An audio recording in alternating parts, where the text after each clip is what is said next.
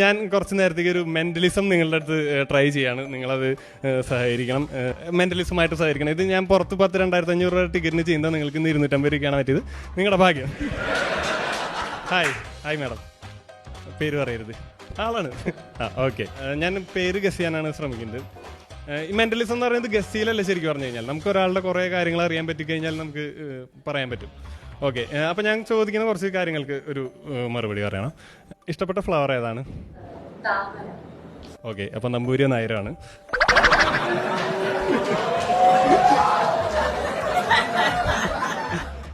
ഇനി പേരിൽ എത്ര അക്ഷരമുണ്ട്? ഓക്കെ, ആദ്യത്തെ അക്ഷരം ഞാൻ ABCD പറയുമ്പോൾ മനസ്സിൽ സ്റ്റോപ്പ് പറയണുണ്ടോ?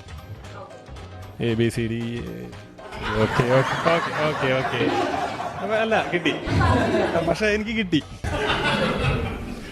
4 അക്ഷരം, അവസാനം ഒരു നായരുണ്ട്. അമ്മു നായർ അല്ലേ? ആണ്, പേര് അമ്മു നായരാണ്. ഇത് മെന്റലിസം അല്ല.